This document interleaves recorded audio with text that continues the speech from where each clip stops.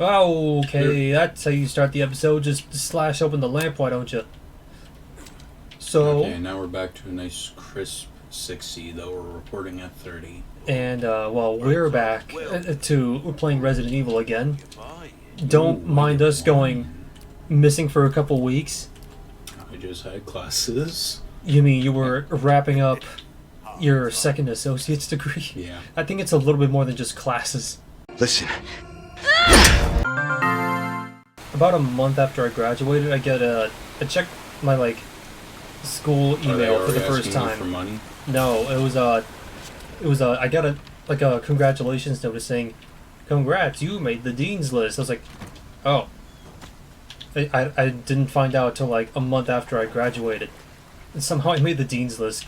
I've been getting those like almost every semester that I've gone to DMAC. Mm-hmm. But that's mainly because your grades like restart once you start school. Yeah.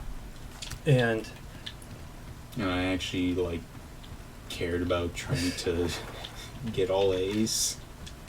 I've had a mixed bag. For me, I was either top of the class or I was like, I'm not going to this nonsense. Why am I here? You could easily tell which classes I liked if you look at my transcripts. I think by far. You could also kind of tell on which classes I didn't care too much. For like some where it's like, alright, they're much lower, then it's like, yeah, I either didn't care or just didn't care that much. Whoa, about gold teacher. eggs. I think by far the worst courses I took were like economics and accounting. I swear, after taking those courses, I think I know less about finance. Econ was so bad for me because like the professor was boring. They sounded half asleep throughout most of the lectures. I wanted to be half asleep. Straight up, I just skipped one lecture just because I like half snapped and said, I'm not going to learn crap today. Not from this mess. Even if I did stay, what am I going to do? Nothing. I'm probably just going to scroll through tweetums or something. You'd probably learn more from just watching a YouTube short of, what's his name, Jordan? The guy that's like, come here. Oh, yeah, that guy.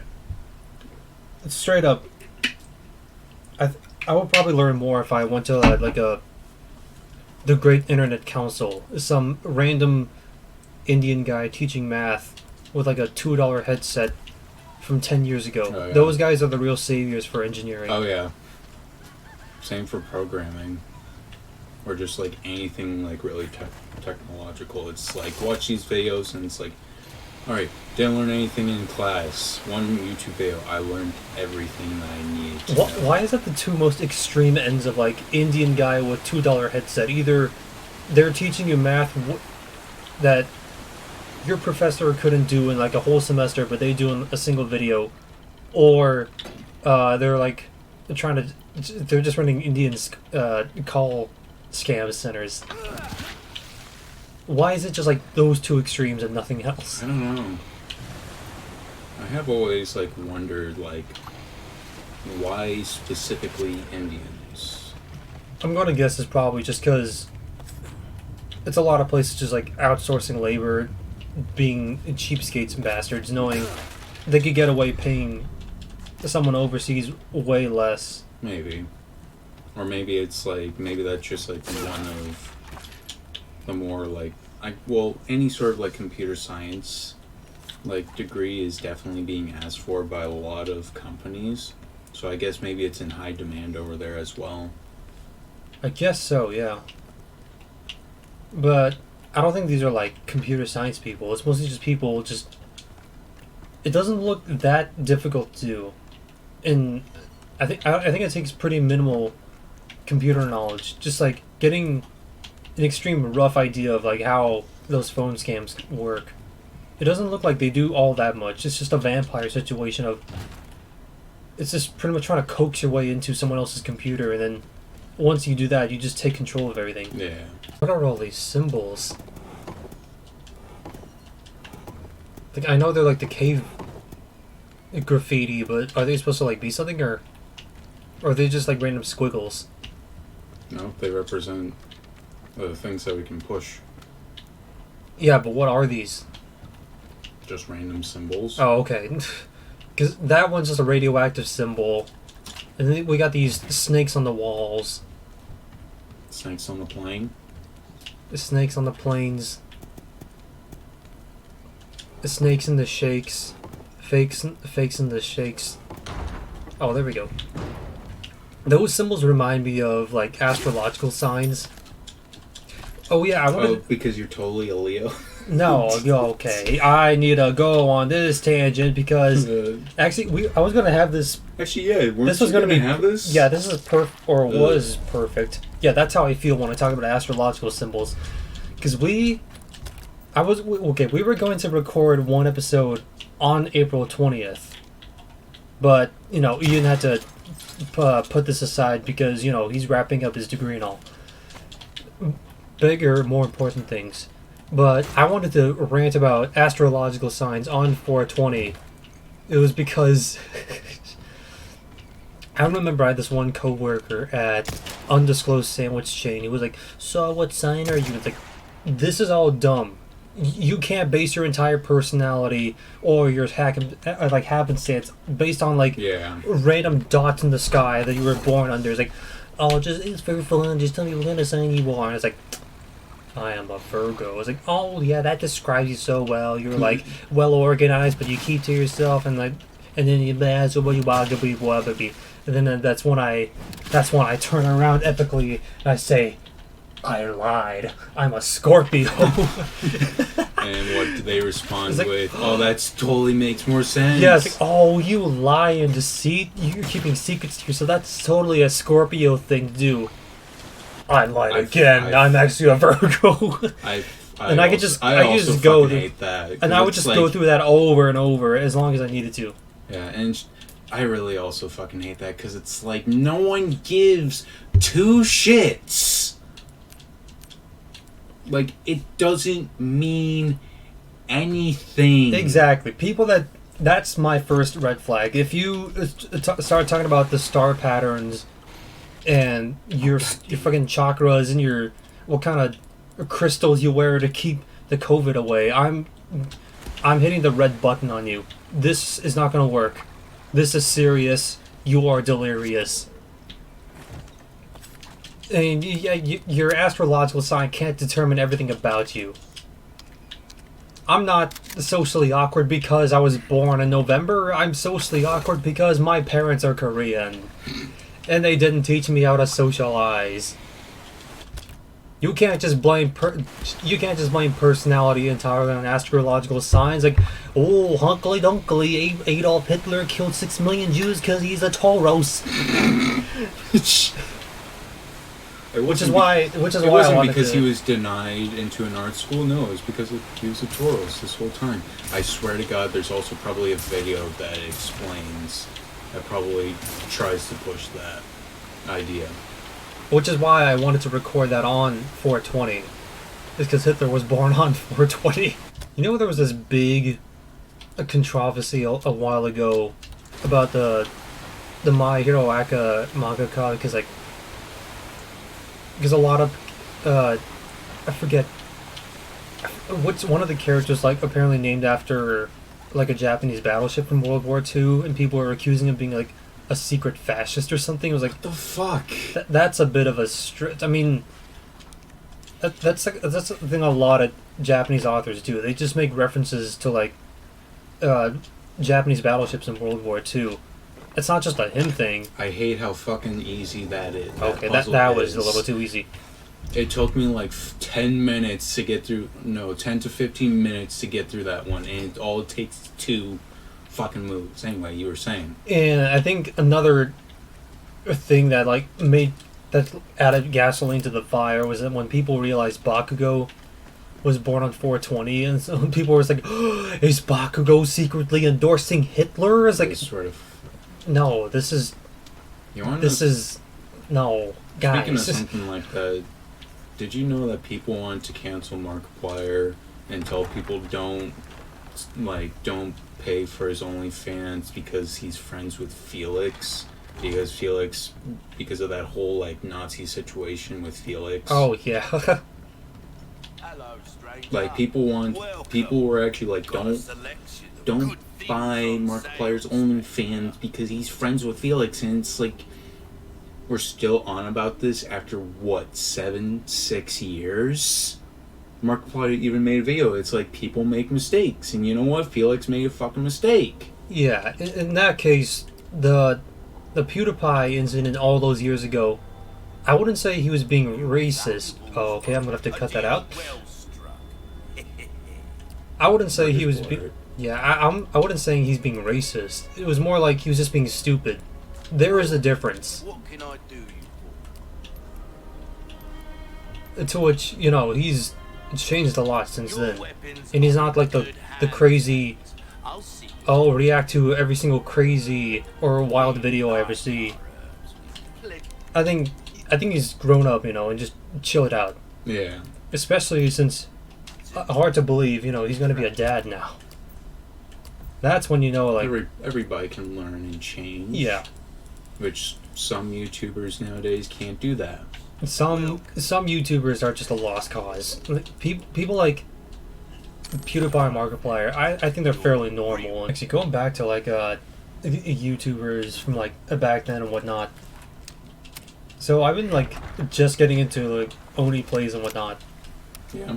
and I find out they have this huge bit of lore about Nostalgia Critic Really? and Linkar. They do so many discussions about him and all the impressions that they do. There's like an hour-long compilation that they made of just Nostalgia Critic impressions and bits.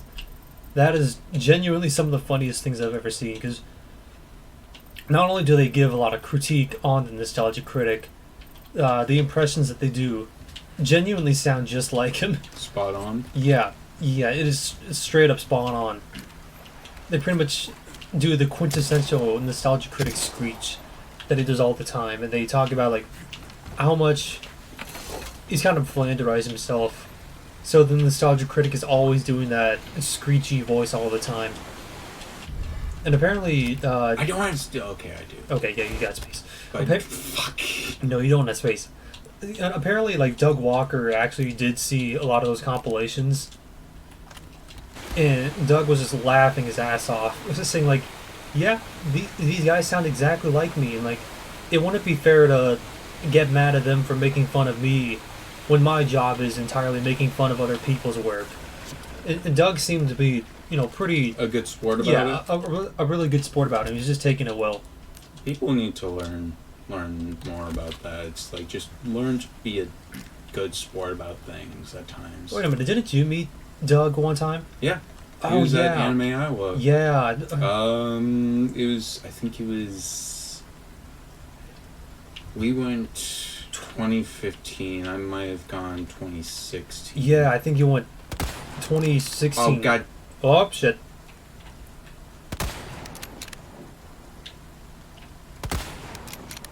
I got him. Ta-da! The third time's the charm.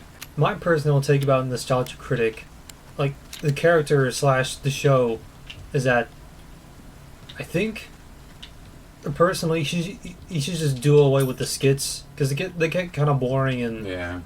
they, I mean, they just get in the way of the content, and it's kind of just annoying to.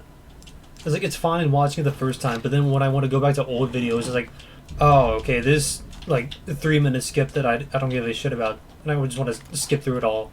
Now, when you say skit, do you mean like a new skit, or do you mean like a recreation of like a scene in a movie? Because I do remember when I was watching them in the whole not adpocalypse, but they were getting a lot of copyright strikes and all that because they were using actual like movie footage. Yeah. And there was that whole case, so they had to redo a number of videos, or just re-edit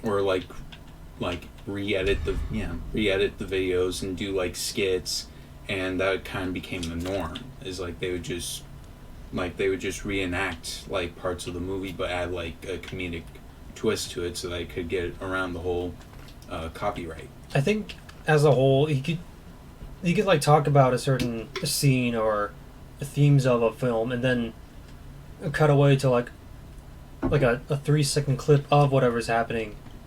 But just the skits as a whole, like, mostly the original content. I think the original skits he should probably just cut out. Cause, yeah, just it's fine the first time, but then trying to rewatch a video, it's just kind of annoying having to skip through all those. Yeah. I think he could have maybe one, or at most two, cutaway gags, but make them really, really short. Just because, yeah, they do get kind of annoying after a while.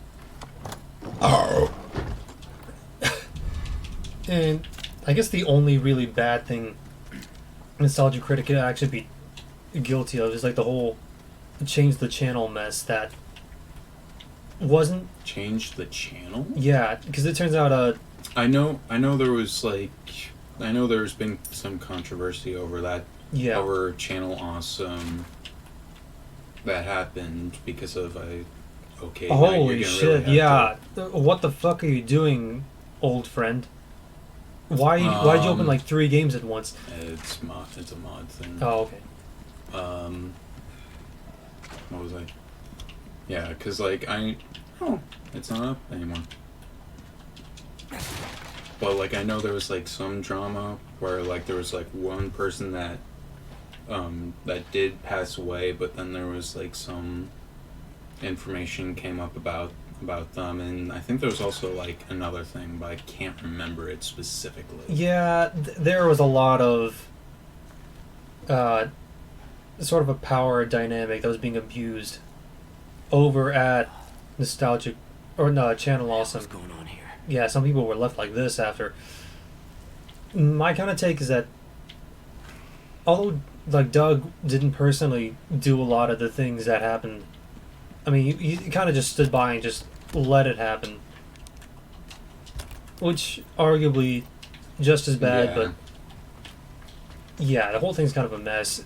My kind of personal take is that it made sense for him to join Channel Awesome back in the day when you needed to be essentially part of a YouTube guild to survive, but I think, gonna be real, like, no one goes to Channel Awesome for anything else aside for Nostalgia Critic. If you ask me, he should just kind of abandon the place and just form his own thing, because, I mean, he is basically half the company all alone. And yeah, I think he should just go and make his own thing. Take whatever team that he wants to go with. Because I think he'll do plenty fine on his own. Yeah. But Okay, damn it. yeah, Channel Awesome without Nostalgia Critic is kind of just screwed. Oh wait, when you were talking about your PC going through some rough patches, Yeah. that reminded me of I mean, I did abuse my PC over the last couple days of the semester, just trying to Yeah. get things done. that also did remind me of a short little PC arc my sister went through. So about a week ago, she was getting bored with Genshin, right? She needs a new thing to procrastinate and waste her life away on. So at some point, she starts to take a look at a Honkai Star Rail, just out of curiosity. And so she starts downloading the game, and she's trying to play it. But then she basically soft locked herself because she's at this one boss fight, Right. and every time she like opens up the game, it's like, oh, you're in like the boss zone. Let's play the cutscene. And right as the fight's about to start, it just freezes, Oh. and she can't. And every time she tries to open up the game, she can't run away from it because like she's right in the circle that activates the boss fight, and so she can't ever get out of there. So I'm wondering, like, oh, that's weird. Maybe Honkai Star Rail is just more computer intensive. So I try to open up Task Manager, right? Yeah. I see Honkai Star Rail is taking up like almost 90% of the CPU or something. I was like, yeah, that's not normal. Wait, how much of the CPU? Like 90. Yeah, that shouldn't be happening. Which is weird because she looked around and she's like, Genshin is supposed to, because like they're very similar. They're extremely similar, right? But Genshin uses like nowhere near as that much. Maybe it's just like a buggish, like what's the word I'm looking for? A performance bug where they're still trying to optimize things. Yeah, maybe it's on. I don't know.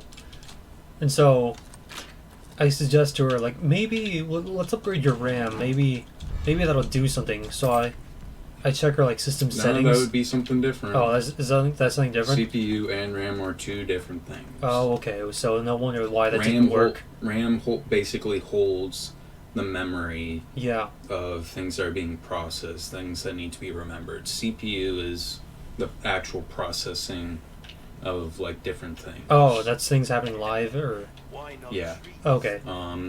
You can't see it, but if you look at performance on which only us can see, you see CPU that's at like around 50 or 50. something. GPU is like graphic processing, Oh, okay. so that's what makes the game like look like try to show what we are seeing right now. Yeah. VRAM and RAM are basically holds the data so that we can continue to see what we are seeing and other things that do need to be remembered. Oh, okay. Anyway, I checked her specs, and apparently Well, her computer's running like got a selection of uh, good things 4 on gigameters sale, of RAM. stranger. only 4. So I was like, okay, maybe we should just upgrade that in the meantime. And so my dad finds some old parts that he salvaged out of out of the basement, so he Yeah. sticks it in my sister's computer, right? And then she opens up Honkai Star Rail one more time, and well, something died, and because she basically had to like reset her entire PC and re-download everything. Somehow Honkai Star Rail just killed your PC. Oh god, So, yeah. it's a sign. This kind of work is about finesse, stranger. Little bit I was goes saying, a like, long way. At the very least, because like, oh, okay, they got it fixed and everything, and I was joking like, well, at the very least, if you can't play Genshin, you can at least spend the rest of your weekend playing Tears of the Kingdom, Oh yeah, that's coming out. which is coming out tomorrow. Tomorrow? Yeah. And also, people are saying a lot of great things about it. Like, I think it's already been, like Metacritic and a bunch of other places have already gotten it, and that everybody's saying it's a 10 out of 10. Okay, that was kind of expected. Yeah, but the thing is, like, earlier this year, a game called Hi-Fi Rush came out, and I was kind of personally hoping that could get Game of the Year. I mean, But if Tears of the Kingdom is getting this many good reviews, it's not looking likely. let's face it. Did anything ever have this like the same chance as Tears of the Kingdom once it came out? Resident Evil 4, potentially. Not even Remake. close. What is the one game that you love and will always play and will play until your deathbed? Oh, okay. Do you have an answer in mind? Because you pros it. Because I need to like think of something. It's kind of a cop-out one, but Skyrim. Okay, well, I Because guess when I you are kind started- of already doing that. Well, when I started the game back up after finally being able to play again, I just always get the feeling of, fuck, I love this game so goddamn much. Even though, like, I've done a number of playthroughs of it, a number of things just do not get old for me. Like, at all. I'm nearing 1,000 hours in Skyrim, and the game just will not get old for me. I just love the game. Like, you can just make a new character, have a new story, like, sort of role play with that character, give them a different story Yeah. for them, and just play something new each time, even though you're doing the same things over and over again. Welcome. I just love it. What you buying? For me, it'd be probably some Pokemon game, but taking it to the extreme, it'd be like, which one would I be fine playing with over and over until I die? Because that's kind of a tough case for me. Because arguably that could be for any Pokemon game from like Gen 4 onwards, because well, I like to play each game for like a specific thing. I don't say one's like the best of all time. I think each game is the best for a certain feel or a play style that you want to do. Then let's do the whole desert island discussion. The What desert are like island? yeah, like say like you're on a stranded island, and you have like every game system, a TV, power supply, and you can play games, but you have to like pick 3 or 5 games that you would have. Oh, okay. What games would you choose? I think probably.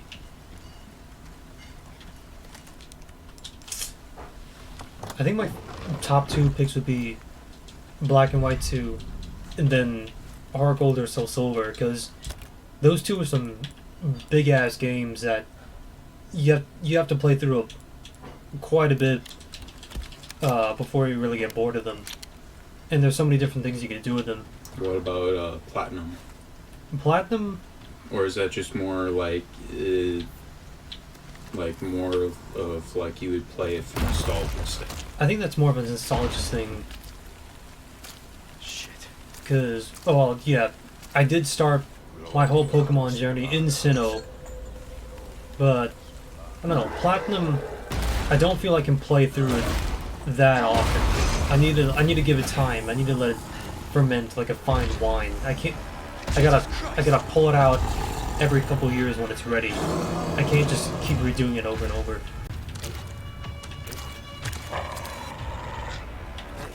It's that dog. It's a Well, dog? actually, yeah. Oh, okay. Okay, yeah, it's Hey, way too it's that small. dog. It's way too small to be a wolf, never mind. The funny thing about this dog is that in the original, Yep. kind of like I could use it. there was another game being made around the same time as Resident Evil 4 original, Yeah. and the dog, it is kind of like hinted at, like the dog's like model, or the team for RE4 was inspired to like put the dog in RE4 because Yeah. there was a dog in the other game that was being made, Oh, okay. so it kind of like references that, which I just find kind of cool. Though, when actually going back to Black 2 and White 2, because I want to talk more about that game in Chugga's. Oh, yeah, because Shogun Making- Convoy is doing a Let's Play of it. Some of the grenades, damn it. Well, let's hope it's on friendly fire. But yeah, it's like Black 2 and White 2. Honestly, probably the best Pokemon games made. I'd Or say- at least that it's the peak. I'd say, yeah, it's a peak, and then Pokemon games kind of plateaued for a while. That's what I'm talking about. Oh, actually, I got another sort of funny Black and White 2 story. So, my sister, getting inspired, watching his Let's Play, realized, Uh-oh. oh, because like, we both played Black and White, and then I also played White 2. Although she doesn't ever remember trying Black 2. So I lent her my copy to let her play it. And then she was saying, like, should I Nuzlocke it? And I'm just saying, like, yes, do it. Because, like, Hard mode. I was saying, like, she was saying, like, I'm totally experienced enough. I know what I'm doing. And I was like, yes. But also, I want to see you suffer. So you should totally Nuzlocke it. God damn. And just already, by the first gym, she's already had so many chaotic runs so far. Thanks, bud. So she named her player character Boofus, Happy Face, and her rival Doofus, Frowny Face. That's already a great start. And then it's when she's time to pick her starter, she chooses Tepig, just because that's the starter she's used least. She wanted to give him a chance, so she's trying to come up with a name. She's asking, should I call him Pork Chop or Hamburger? And then me, Pork chop. Hamburger wouldn't make sense. what? Hamburger's like beef. Yeah. Maybe, But, sorry, but anyway, go on. so me being just a cheeky little funny, I was saying like you should mash the words together into pork burger, and then she's like, actually wait, so she named her Tepig Pork Burger, spelled PorkBergur,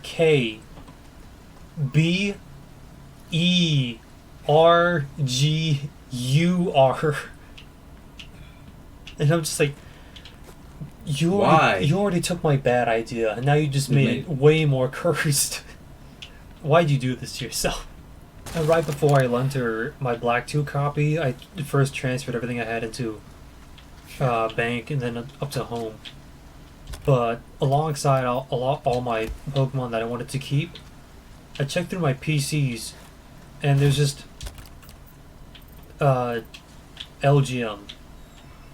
Just entire boxes just full of LGM in every single box. I'm just like, Were you What? shiny hunting? I don't know. What the fuck was I trying to do 5 years ago?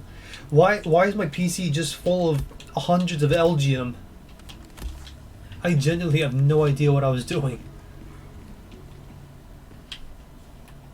I also want to, like, at some point get a second copy of Black 2. Maybe even a second copy of Black, because my Black copy and my Black 2 copy still have my original, like, first playthrough files on them. Yeah. And I don't want to go through the trouble of, like, transferring every Pokemon that's in there over to home.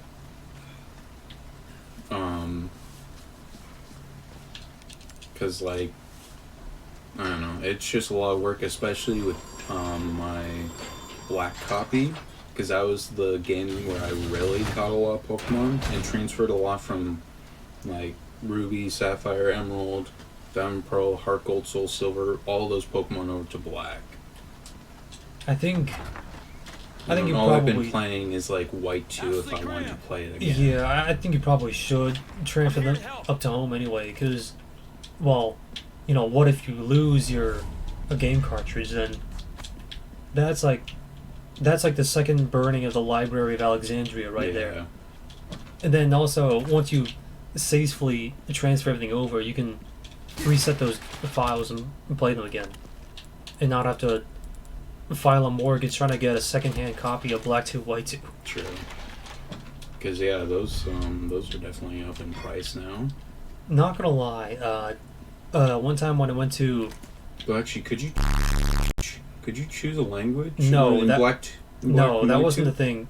Not until X and Y could you change the language settings. But I did see this like retro game store that did have a shitload of like they had one copy of each of the Gen 5 games, each for like $100, and I was tempted to buy them all and make a power move, and also just keep those for myself. I was this close to doing it. While I am talking about old copies of like Pokemon games, I do want to ask, did you ever create like different OCs when playing through old Pokemon games back in the day? Other than just, like, different names? No, not really. Yeah, I kind of did like an Ash thing where all the way from my first game, Pearl, up to Sword and Shield. In my head, it was all supposed to be like one character going through every single journey, just like Ash.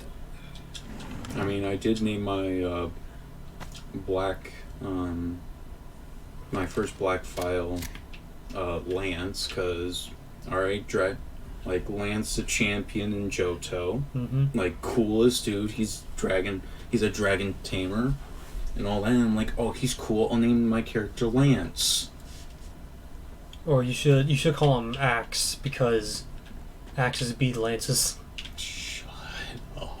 Yeah, that was my thing in my head, where it was all just supposed to be one character throughout this entire time. And by sheer coinkydink, I wanted... once we found out the news that we were getting Diamond Pearl remakes after Sword and Shield, that's when I decided, alright, this is the start of a new cycle, and I want to, like, change up the character and retire that one OC all the way from the start. Having no idea that oh, this is also going to be the end of Ash's adventure. So it all just fit together thematically. You in there? In my first Diamond playthrough, when I first got the game, as a kid, I was like, okay, I'll put my whole name in the name spot when you make when you enter Oh, your you name spelled in. like your first and last name. Yeah, but the thing is, I couldn't fit the whole thing in there, so I just named it Ian Folge. Ian. So Ian Folge. Folg. And when I was playing, when I started Brilliant Diamond up for the first time, I was very tempted to for Brilliant Diamond just name myself Ian Folge, and I'm not sure, and I can't remember if I did. Ashley Graham, are you in here? Whoa, balls! And also, actually, a recent thought that I just had is that, so it's like, alright, Brilliant Diamond Shining Pearl, that was just remade. Mm-hmm. So the next game that Pokemon's probably might do is either To listen to me. make a, like, Let's Go Pikachu and Eevee for Johto. That could possibly be one. The other one that they'll be remaking is Gen 5. And a really horrifying thought that I thought of is that they would just when remaking Black and White, they would take Black and White, remake that, not remake Black 2 and White 2, and just add in all the new content from that game and put it into the remakes.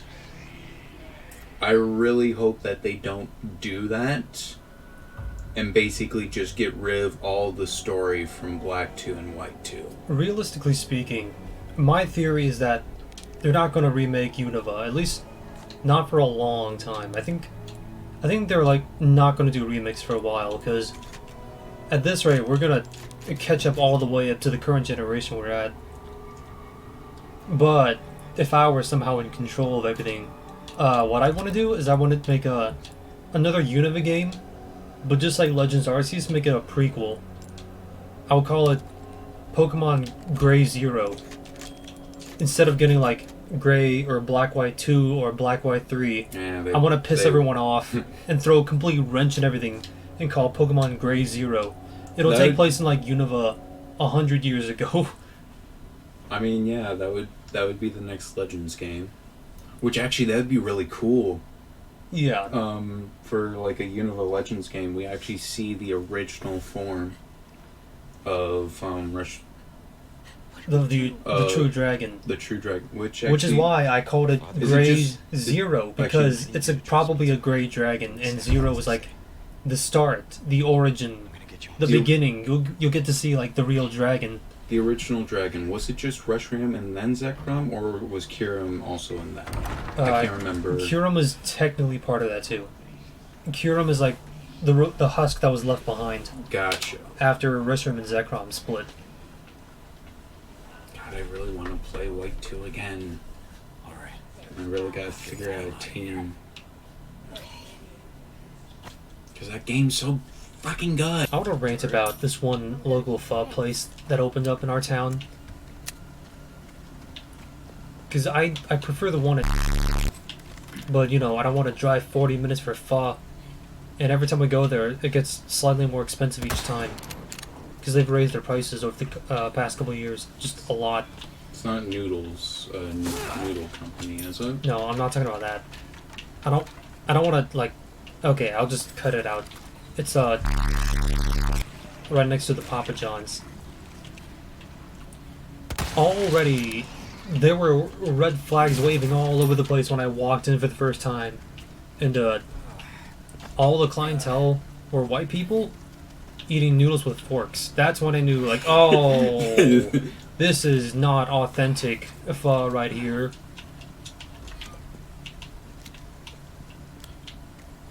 I also wanted to try their Oh no, boba white tea. people are here. They've ruined it now. I wanted to try their boba tea also. So, white person Jason, I am going to say sorry for them. Yeah, you speak on behalf of all the whites. So yeah, I also wanted to try their boba tea, just because, okay, it'd be nice to have a boba without having to go all the way down and take a 10-minute drive. But The boba that I had was so bland and tasteless. It also cost like $1 extra than the place I mainly went to.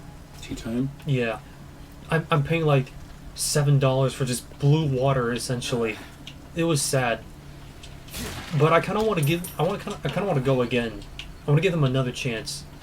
Maybe I just got a really bad one. I've got some new items in stock. Yeah, maybe you'll have some better boba for me. I want to go and just, and if they do give me like a bad experience, that way I feel more validated when I complain about them.